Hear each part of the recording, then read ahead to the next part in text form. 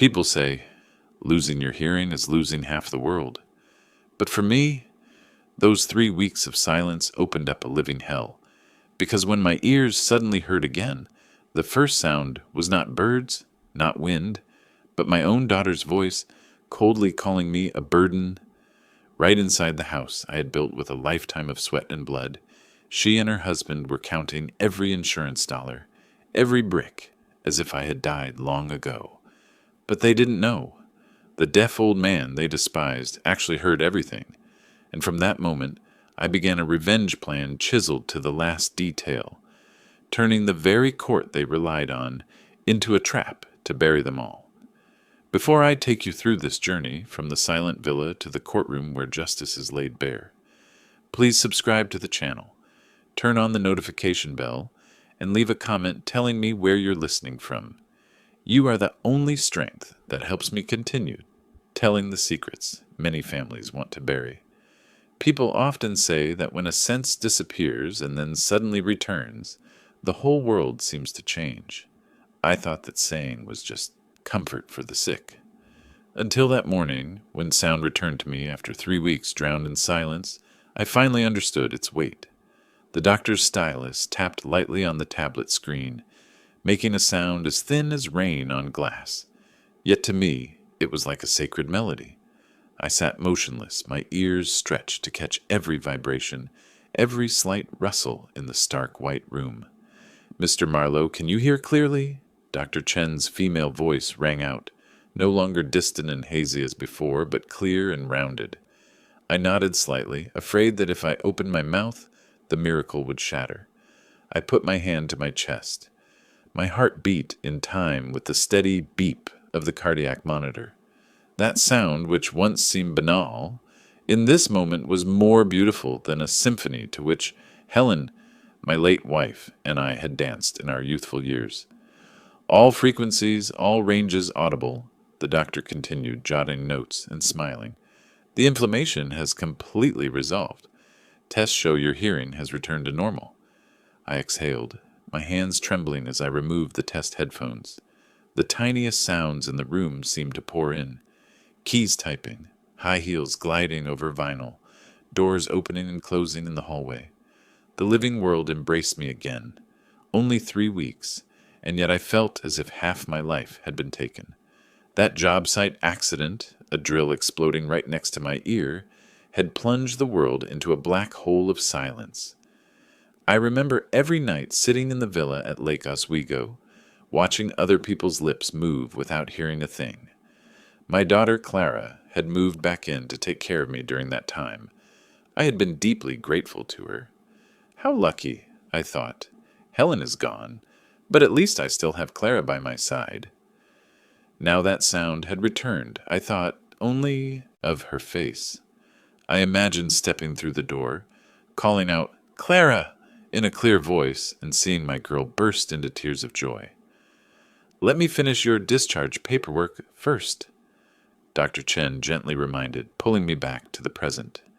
I signed the papers, barely reading, lost in savoring the scratch of pen on paper, the rustle of sheets, things that once seemed trivial, but now were precious. In the elevator, I heard the floor chime and the footsteps of others around me. I almost wanted to laugh.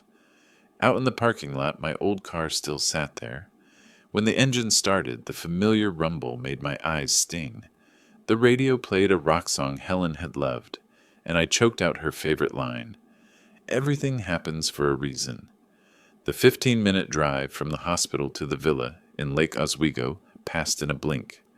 I heard traffic, horns, and the laughter of children echoing from a neighbor's yard. My 2-story house, with its white walls and red tile roof, still stood firm after more than 3 decades. Clara must be inside, likely fixing dinner, surely about to cheer when she saw I could speak normally again. I put my hand on the doorknob, heart pounding. Should I call out loud to surprise her, or just walk in, stroll into the kitchen and greet her? I chose surprise. As the door eased open, the first sound I heard was not a joyful cry. It was my daughter's voice, unmistakable and clear. "The burden is back." I froze, my hand still on the knob. Blood surged to my head, thundered in my newly healed ears, and my heart felt like it would burst. "At least insurance will cover part of it," Brian, her husband, replied, as casually as if discussing merchandise. "Better than nothing." I stood in the hallway, swallowed by shadow. A job site blast had once deafened me, but in this moment, the sound returned to me was a blade crueler than any explosion. I leaned against the wall, trembling, my lips shaping soundless words. Burden. "Helen, if you were alive, you would know how to face this." As for me, in this instant, I could only stand rooted, listening to the chill words of my own blood. Clara flinched at the soft click of the door. She turned her head, eyes meeting Brian's. Neither spoke. They traded a quick glare like a familiar signal. Caution. Then Clara instantly grinned, running toward me, voice sweet as poured honey. "Dad, you're home? I was making chicken soup for you. How lucky." Brian hurried to his feet, grabbed a trash bag to look busy, and boomed, deliberately loud, "Hi, Dad. How was the hospital today? Are you tired?" I looked at them, my gaze cooling even as I forced a stiff smile. They thought I was still deaf. They believed I heard nothing, and that was my advantage. I nodded slightly, stayed silent, and touched my ear out of habit from the past weeks. Clara caught the cue immediately, quickly grabbed a notebook from the counter, wrote large letters, and held them up. "The doctor says hearing may recover gradually. I'm happy for you." I read and feigned naive hope, lighting my eyes. Clara smiled, tilting her head in filial concern, but as she bent over the table, I caught her glance at Brian again, a brief flick of the eyes full of wariness. Brian understood at once. He sat opposite me, smirked lightly, and deliberately tapped a spoon against a glass to test my reaction. I kept a vacant look, didn't flinch, only smiled and nodded like a simple old man. A cold thought rang in my head. They're testing me. They need to be sure I still can't hear. Fine. I'll play the part to the end. I sank back in the chair, slowly signaled fatigue, then scrawled a few clumsy words on a slip of paper. "A bit dizzy. Let me rest." Clara nodded, took my hand, voice tender. "Yes, Dad. Just rest. Don't worry. Brian and I will take care of you." Her eyes shone with such gentleness that if I hadn't heard what she'd said earlier, I might have believed her. But I knew well, behind that sugary shell was a plan to throw me out of my own house. I smiled, nodded slightly, then rose slowly, feigning the unsteady steps of a man not yet used to his new hearing. The dark hallway wrapped around me, but inside, a cold fire flared. "All right, Clara. All right, Brian. You think I haven't recovered? You think I'm just a deaf, frail old man, easy to lead? Keep acting. I'll watch in silence, and when the play ends, I'll be the one to pull the final curtain." I climbed the stairs slowly, pretending to hobble like a confused old man. The door clicked shut behind me, but my ears were taut. Seconds later, a spoon clattered hard against the table downstairs. He didn't react at all. Clara's voice was low and quick, but clear through the vent. Brian answered with a dry chuckle. "See, I told you, he can't hear anything. We're safe." My heart thudded. So they truly believed I was still deaf? Good. Let them. The sounds rose like an indictment. Clara sighed, her voice turning icy, so different from her earlier softness. "I can't take it any more, Brian. 3 weeks of pretending to be the dutiful daughter, and I'm suffocating. I just want to put him in Sunset Manor soon and be done." "Yeah," Brian curled his lip, "and we need to move fast. If we wait and he recovers, that's trouble.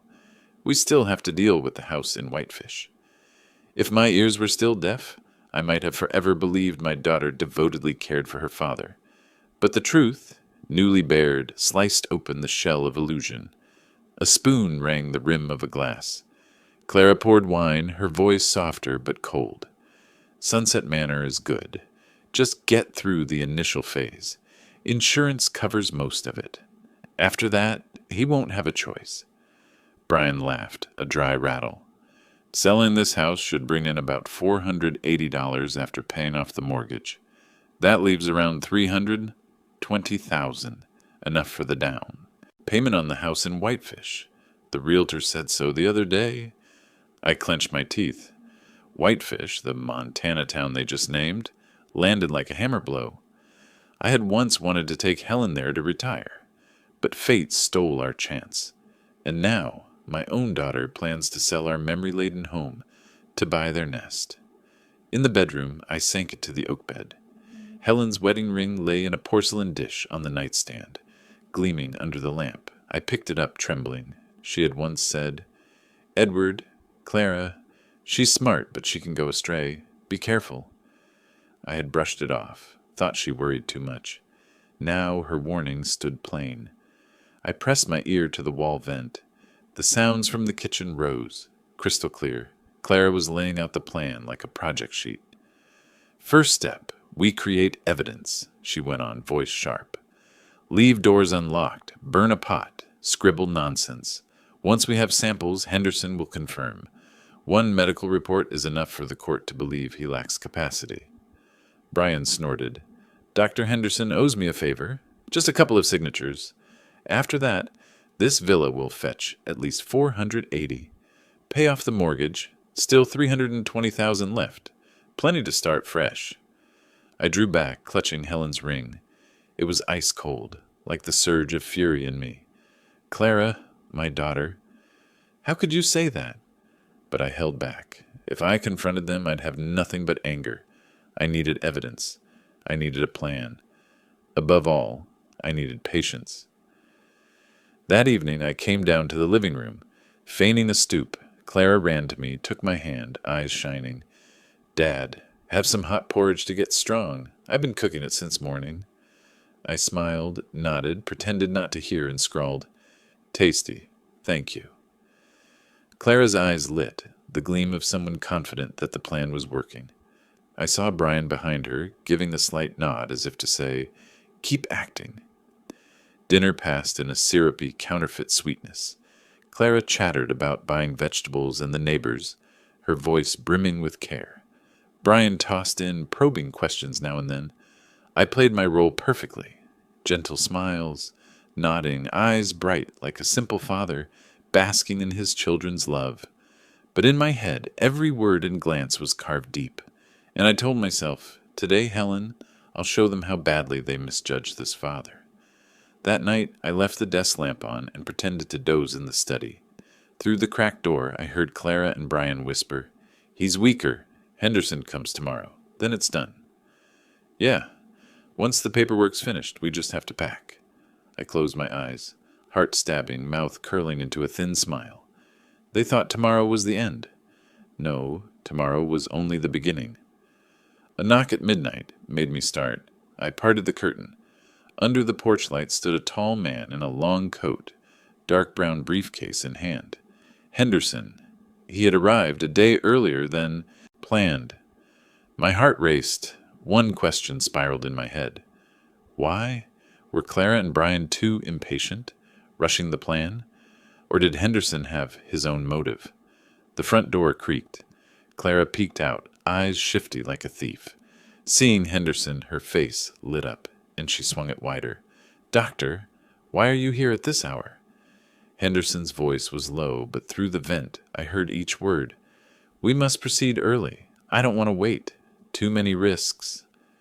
Brian emerged, shook his hand, and hustled him inside. The door shut, and the locks clicked. I shivered.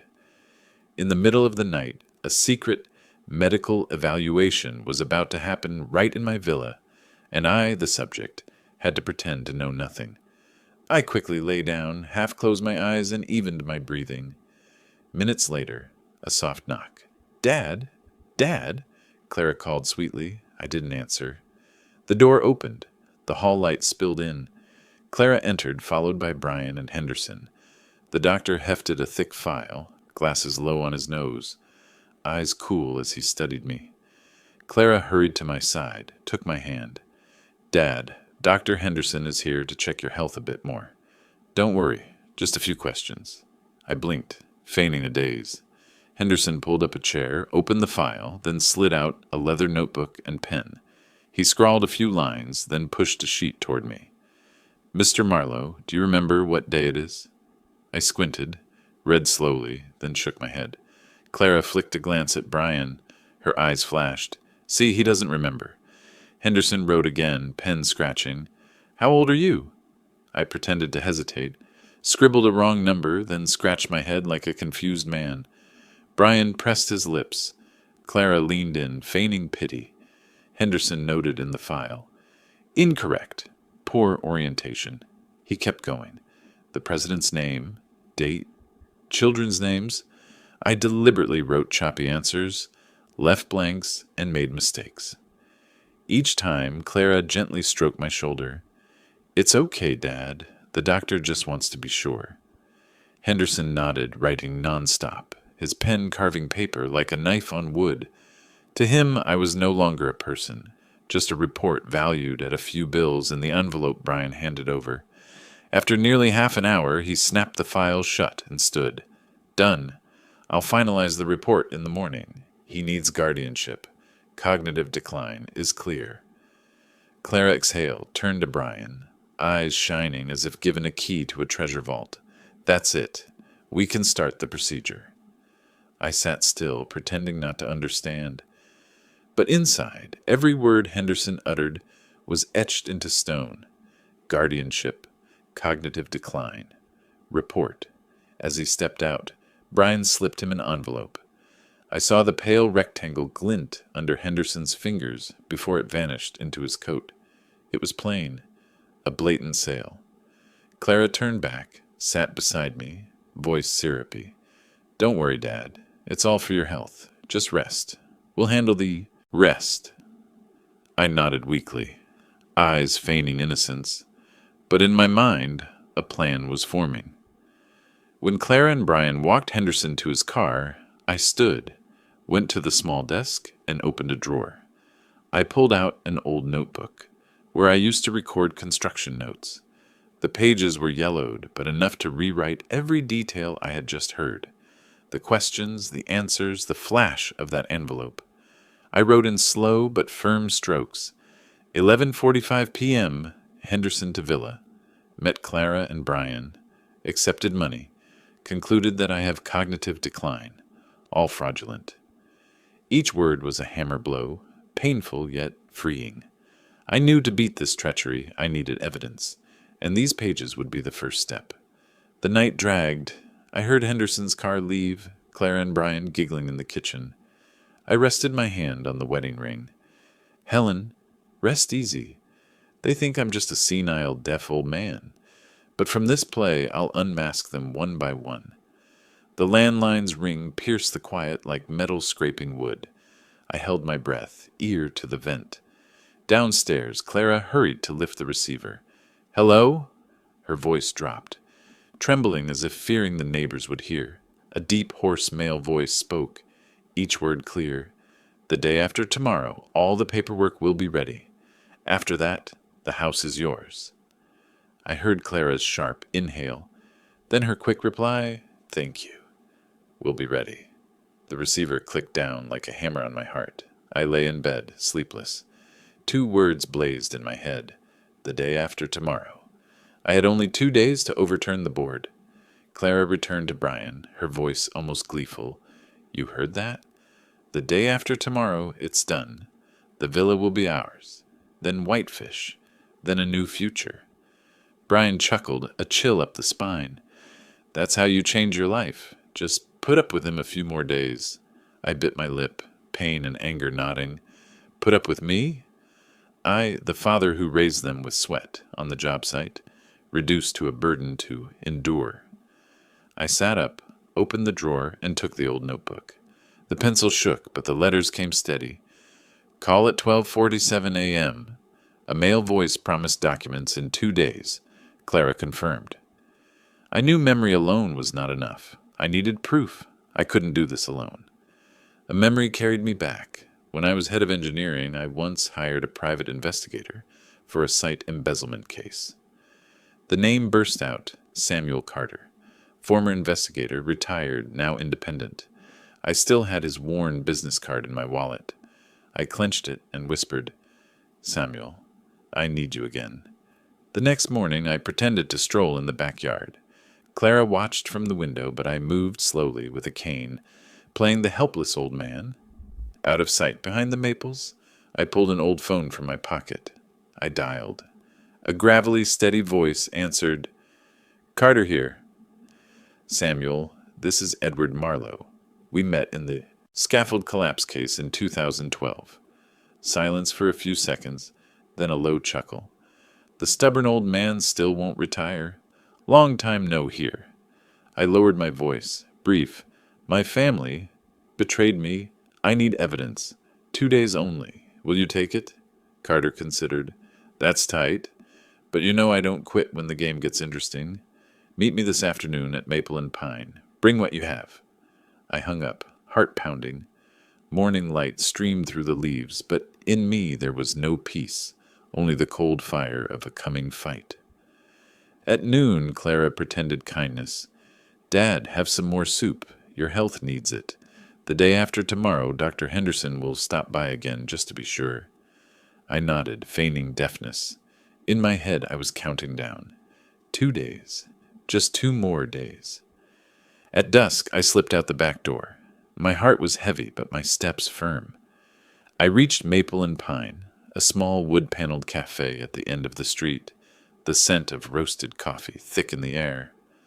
Samuel Carter was already waiting, still rugged in his 60s. He looked at me, his eyes sharpened with the familiar keen light.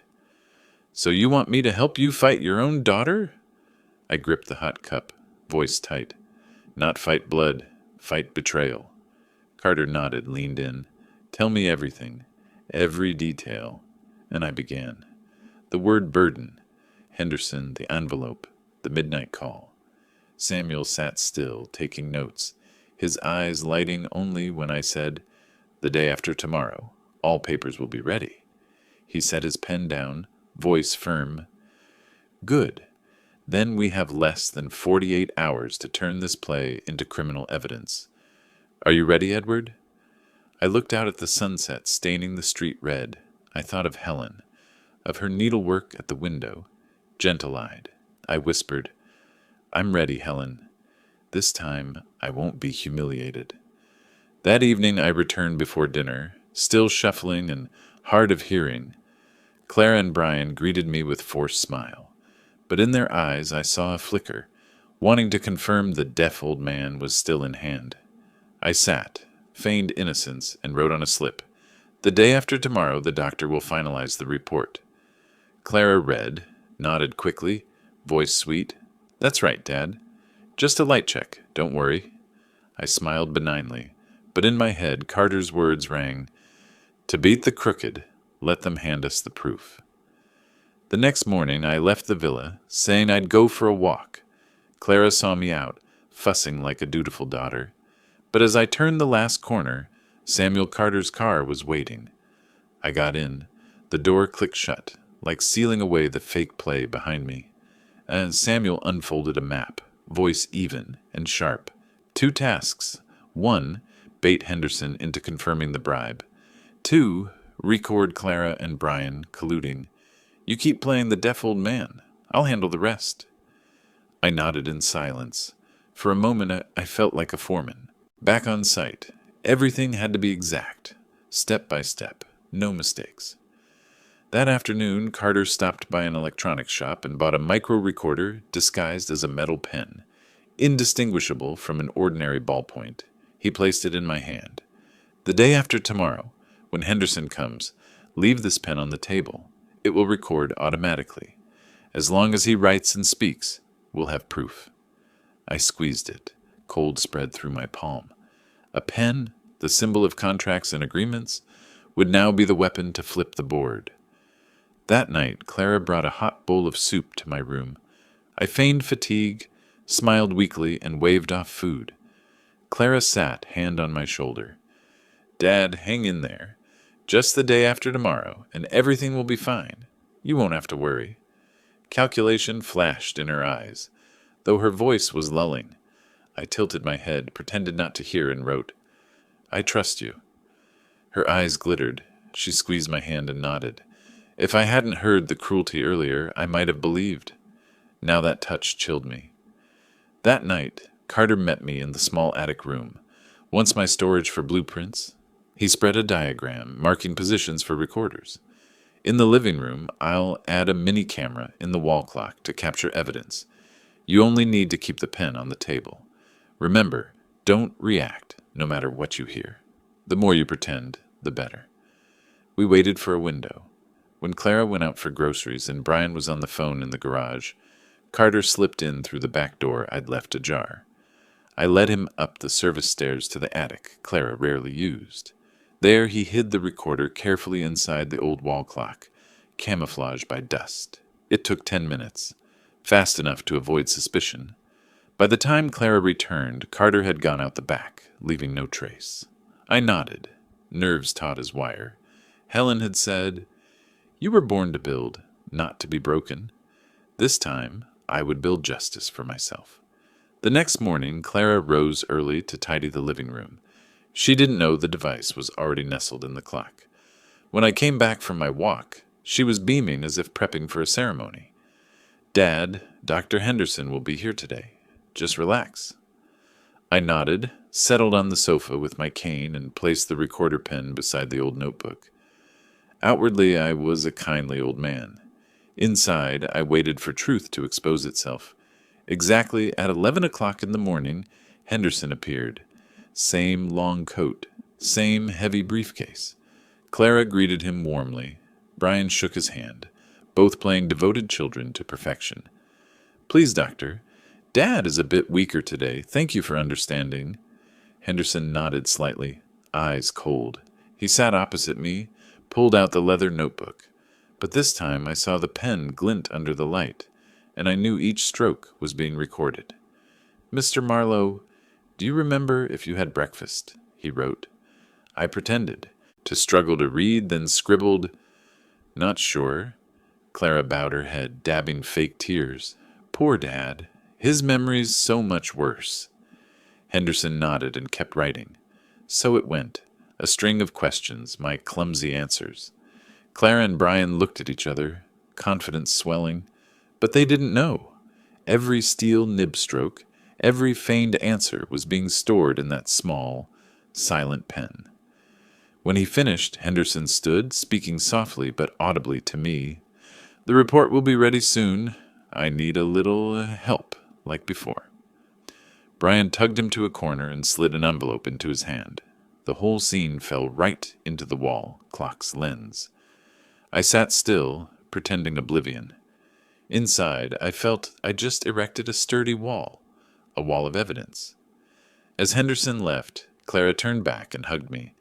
"Don't worry, Dad. It's all for your own good." I nodded weakly, eyes half closed. But I thought, they've just buried themselves. That night I barely slept. Each time I closed my eyes, I saw Henderson's face, the envelope glinting, and Clara's calculating gaze. Beside my bed, the recorder pen lay still, a silent witness to the game I was playing. Next morning, Clara came in with a hot latte, set it on the table, and brushed my shoulder. "Dad, rest more today. The day after tomorrow, the doctor will have the official report. After that, you'll be better cared for." I nodded thanks, keeping my gentle act. But I knew time was running backward. I couldn't wait. When Clara left for the market and Brian was still in the garage with his tools, I cracked the back door. Samuel Carter slipped in, gray coat on his shoulders, a slim case under his arm. He moved briskly, eyes stern. Today we need Henderson's signature. One signature, but enough to destroy him and this scam. I swallowed, remembering signing safety papers on site, each signature the lives of dozens. Today, one signature would decide my family's fate. Carter laid out a decoy file, indistinguishable from a medical report. "We'll have him sign it in person with your daughter watching. He won't be able to deny it later." I asked quietly, "What if he gets suspicious?" Carter half smiled. The greedy always think they're smart. Their greed will pull them into the trap. That afternoon, Clara returned with bags of food, while Brian grinned about a renovation contract with a contractor friend. Knock down the kitchen wall, open the space, price jumps, he said, eyes gleaming as if the money already sat in his pocket. I sat quietly, smiling benignly, recorder pen on the table, ready for the next act. At 3 o'clock, Henderson came back. This time he brought a thick file. Clara quickly pulled out a chair. Brian poured water, fussing like hosts for a VIP. Henderson sat, voice even. His condition fits the report. Just need a few more signatures and the procedure is complete. Clara glanced at Brian, then looked at me with feigned pity. Dad, let us handle it. You rest. Henderson opened the file and produced a pre-titled sheet. Cognitive Capacity Assessment. He wrote a few lines. The soft scrape, audible. I saw Carter outside the window, watching, eyes glinting. First step done. Then Henderson turned to Clara. Need a family member's signature to legalize it. You'll sign? Clara nodded at once. No hesitation, eyes blazing as if she had the plan's guarantee. Brian cut in. I'll sign as a witness. Henderson added a line, then pushed a sheet toward me. Need your own acknowledgement signature, purely procedural. Clara whispered, voice sugared. Dad, sign so it's done.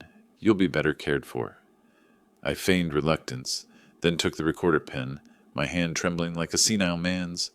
The nib touched paper, but I only doodled a few strokes. Henderson nodded, unbothered, and pulled another sheet. I also need my signature to regularize the report. In that moment he signed Dr. Leonard Henderson. The dark ink bit into the page like a blade he drove into his own reputation. Outside, Carter's pocket lens captured the moment. As soon as Henderson signed, Clara and Brian smiled with relief. Good, Henderson said. Once we file it, he'll soon be deemed incapacitated. Then the asset transfer is easy. I feigned confusion, writing a shaky line. Where will I live? Clara gripped my hand. At Sunset Manor, Dad. It's perfect. Don't worry. Brian added, Then we'll renovate and bump the price at least $50,000. I looked at their faces, nodding feebly, but I knew Henderson had destroyed himself with that signature. Carter slipped away to his car, checked the recording, then handed me that high-quality time-stamped printout, that night in an envelope saying, This is hard enough evidence to start. I laid my hand on the print. Cold tingled through my fingers. Those letters were no longer just ink, but digital evidence, verifiable, court-ready. Helen, if you were alive, you'd smile to see I'm no longer a gullible man led by the nose. I whispered into the dark, Tomorrow the final battle begins. That morning was overcast, and gray clouds draped the quiet neighborhood. I sat in the living room, steam curling from my tea, watching Clara bustle with Henderson's papers. She stuffed them into an envelope and told Brian, The day after tomorrow, we submit to the court. And it's done. Then the court will confirm quickly. Dad will soon be moved to Sunset Manor. I kept up my vacant act, scrawling nonsense, then looked out the window. Across the street, Samuel Carter sat in his old car, sunglasses hiding half his face, a patient ghost. Yesterday he had handed me Henderson's signed copy. Now it lay in my desk drawer like a concealed blade waiting to strike. Near dusk, Carter slipped in through the back, voice gravelly but firm. We have evidence, but to bring them down, we must make them present it to the court themselves. We won't attack. We'll pull them into their own trap. I asked softly, Which court? How do we bring them in? Carter smiled, eyes flashing like steel. Henderson filed to open a capacity proceeding. The court will summon you within days. Then you just play your role. A frail old man who still keeps his dignity. I'll handle the rest. At his words, my heart trembled and beat like the foreman leading 100 workers. This would be the final fight. I had to move precisely. 2 days later, just as Carter predicted, the summons arrived. Clara beamed, eyes blazing. Dad, the court requests a capacity evaluation. It's just procedure. Then you'll be well cared for. I nodded, holding my notebook, and wrote a shaky question. Will you come with me? Clara gripped my hand. Of course I'll be with you. You just sit still. That night, after she slept, I cracked the window. A cold gust swept in. Carter stood outside and signaled with his hand. I nodded, and in our eyes we sealed a silent pact. On the court morning, Clara wore a light coat. Brian had a new tie, looking like dutiful children with their frail father.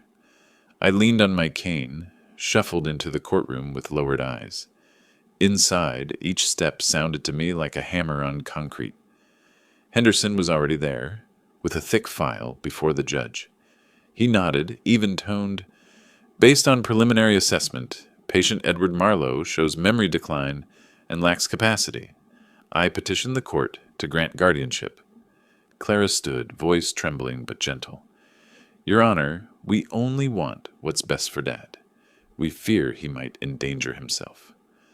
Brian added, eyes glistening, Dad has forgotten meals and left the stove on. We just want him safe. I sat still, head bowed, scrawled nonsense, smiled kindly, playing the simple old man. Inside, I waited for Carter's move. It came sooner than I thought. As Henderson opened the file, Carter rose, voice clear. Your Honor, may I submit additional evidence? This is the recording and a signed copy by Dr. Henderson himself from the prior meeting. The courtroom rippled. The judge frowned, took the packet. In a taut silence, the recording played. Henderson's voice, Brian's, and Clara's. Each word about asset transfer and a fake report crisp. I lifted my head and looked straight at Clara and Brian. Their faces blanched, their eyes skittered. Henderson stood stunned, lips working soundlessly. The judge struck the gavel. Recess. There is serious evidence of fraud. The court will open an independent investigation. In that moment, I felt like the workmen of old who had just raised a sturdy wall to protect the whole structure. This time, I protected my own dignity and freedom. Clara turned to Brian, panic-stricken. Brian muttered, Impossible. Clara shook her head, ashen. I bowed my head, scrawled a few meaningless lines, and smiled benignly, as if I understood nothing. In their eyes, I was still a simple, helpless old man in court. After that hearing, Clara and Brian drove me back to the villa in silence. No more fake laughter, no more syrupy coaxing. The air in the car was thick enough to cut. Clara clenched the wheel, eyes red. Brian stabbed at his phone, cursing under his breath. I sat in back, frail and sleepy, arms around my cane, eyes half closed. In truth, every sense was strung tight, hearing every stifled sob and ragged breath. Back at the villa, Brian slammed the keys onto the table and roared, It's all ruined! Where did that bastard Carter come from? Clara trembled, then her eyes flashed as she turned to me. Dad, do you know anything? Did you talk to him? I shook my head and wrote slowly, I don't know. Who is Carter? Clara stared hard as if truth could be wrung from my eyes, but I kept my vacant look, hands shaking. She sighed and cradled her head. If the press gets a whiff of this, we're finished. I tilted my head, feigning ignorance, while knowing the first cracks had appeared. That night, I heard a fierce argument from the living room. Brian shouted, I told you not to have Henderson sign like an idiot. Now there's audio and a signature. How do you think the court will rule? Clara sobbed, voice breaking. How could I have known he'd pull that? Dad always just sits there like he can't hear. I smiled in my dark room. So my role had sunk so deep that they still believed I was a ruined old man. The next morning, Clara brought breakfast with ringed eyes. She set the tray down and sat by my bed. Dad, we meant no harm. We were afraid you'd hurt yourself. Please trust us. I smiled weakly and wrote, I trust you. Her eyes glittered, but I knew it was not love, only desperate clinging. Outside, I watched Carter stroll past like any passerby. His eyes flicked toward the window, a sign things were on track. At noon, a sealed letter arrived. Brian tore it open and went pale. Emergency investigation. Bank accounts frozen.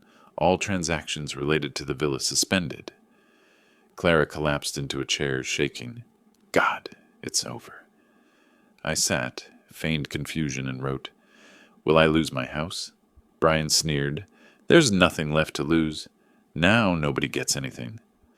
I nodded kindly, but inside I felt each brick of justice falling, crushing their ambition. Toward evening, Carter met me in my old office and whispered, Edward, you've won the first round, but they won't quit. Be ready. The final act will be public, not just in court. I gripped the pen. The line bit the trembling page. I've waited too long for this moment. Carter squeezed my shoulder and nodded, then let the whole town witness it. In that instant, I knew Clara and Brian's collapse had only begun. 2 days later, the villa felt smothered in a dark cloud. Clara barely left her room. Brian glued himself to the phone, calling lawyers and agents, but every line was dead, like the world had turned away. I kept playing deaf, sitting on the porch each morning with tea, scribbling nonsense in my notebook like a meaningless habit. In truth, I waited. Carter had said, Let the losers show their face. Let them thrash in despair. And so it was. That night, while I sat in my room under the door's sliver of light, Clara burst into tears. Brian, I can't take it. If Dad isn't truly deaf, then everything's ruined. Brian ground his teeth and slammed the table. I feel it too.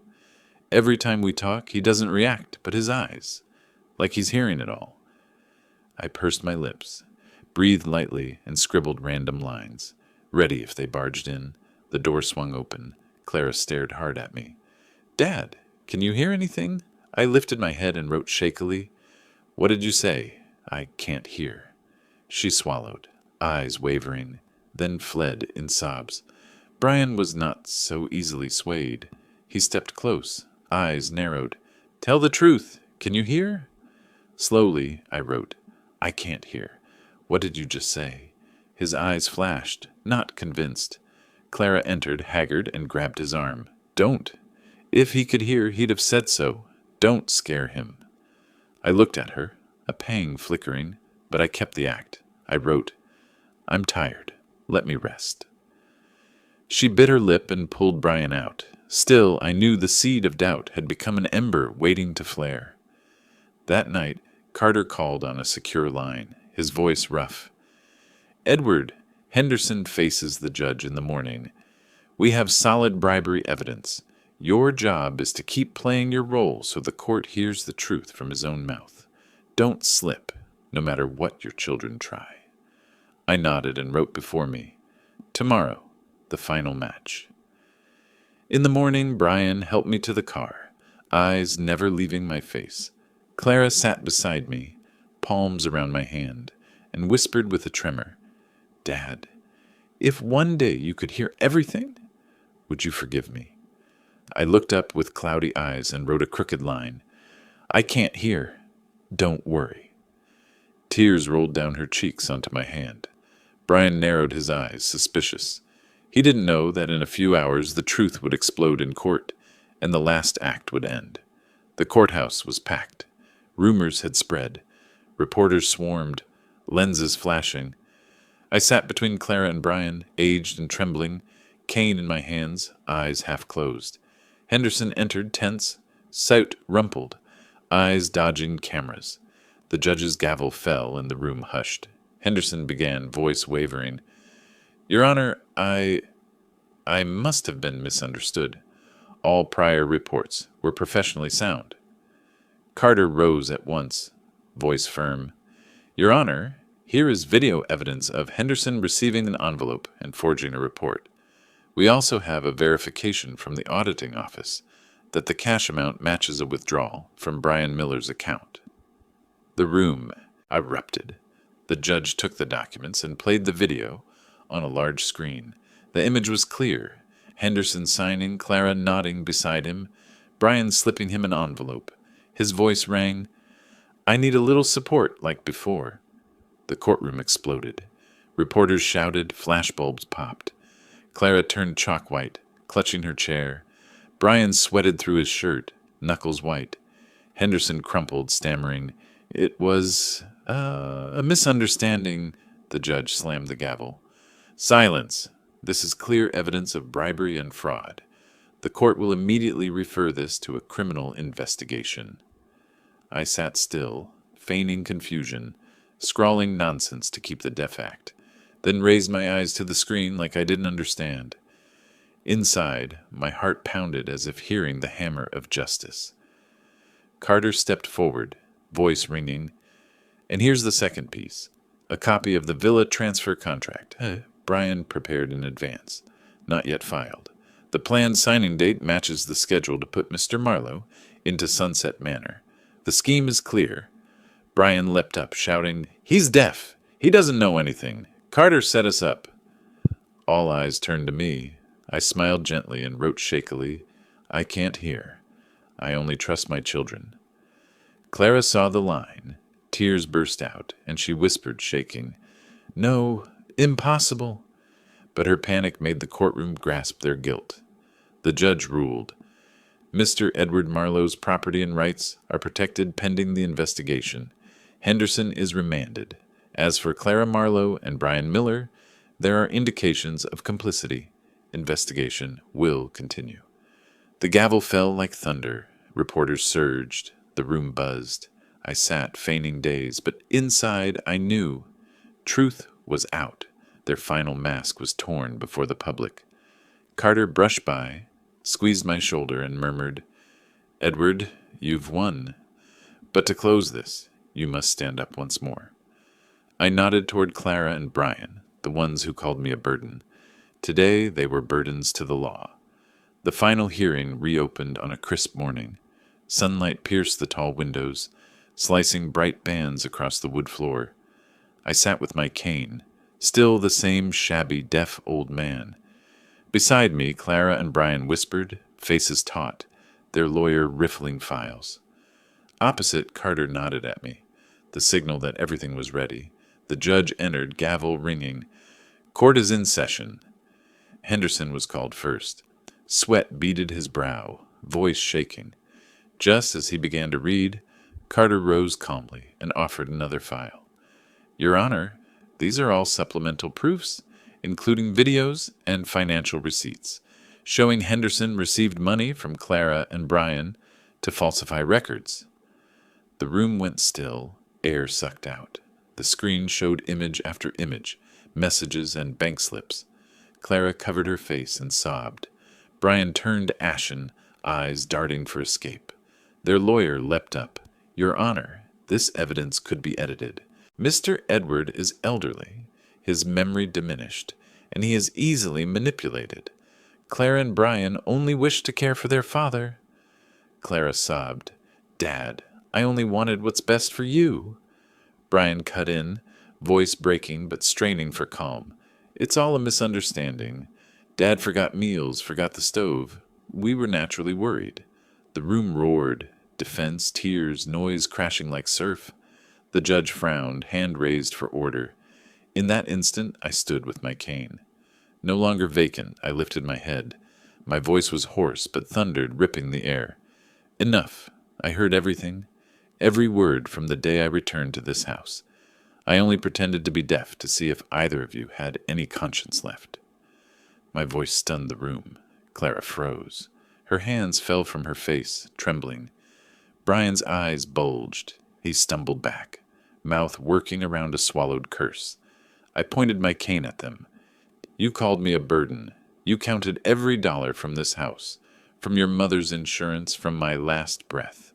But today, before this court and justice, you have made yourselves the burden on the law, on our honor, and on this family's name." My cane struck the floor, solid. I exhaled, finishing in a deep, ringing voice, "I heard it all, and I will never forgive." The courtroom was sealed in silence by those final words. The judge nodded, grave. "The court records Mr. Edward Marlowe's testimony. He is clearly fully lucid. There is nothing left in doubt." The gavel fell. Clara collapsed, eyes empty. Brian was led away by court officers, his face gray. I turned to Carter. He nodded. I walked out on my cane. Outside, the sky blazed, and the wind down the corridor played like a triumphal song. That afternoon I returned to the old house. No more deceit, only wind through the garden and sunset gilding the roof. I stood before our wedding photo and whispered, "Helen, I kept my honor. Tomorrow would bring procedures and long, quiet days in an empty house.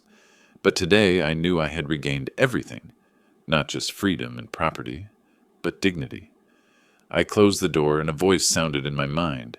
A person may lose health, lose hearing, but what must never be lost is honor and dignity. At last, justice spoke. Clara and Brian, who did not hesitate to sell out blood, to seize property and invent illness for their own father, paid the price. After an independent investigation, Henderson was stripped of his license and faced medical fraud charges. Brian and Clara were prosecuted for conspiracy to defraud, falsifying records, and attempting to exploit an elderly person's assets, offenses recognized under federal law as felonies, with penalties ranging from 5 to 15 years in prison, along with restitution for all legal costs and emotional damages. The court's ruling was clear. The house, the assets, and the honor of Edward Marlowe belong entirely to him. Clara and Brian left the courthouse in cold handcuffs, with nothing but shame. Edward no longer had family at his side, but he kept what mattered most: freedom, dignity, and truth. And as he himself said, a person may lose health, lose hearing, but what must never be lost is dignity. If this story touched your heart, please subscribe to the channel and turn on the notification bell so you don't miss the next stories. Leave a comment telling me where you're listening from. Your support is the greatest motivation for us to continue exposing the secrets and crimes hidden behind the family door.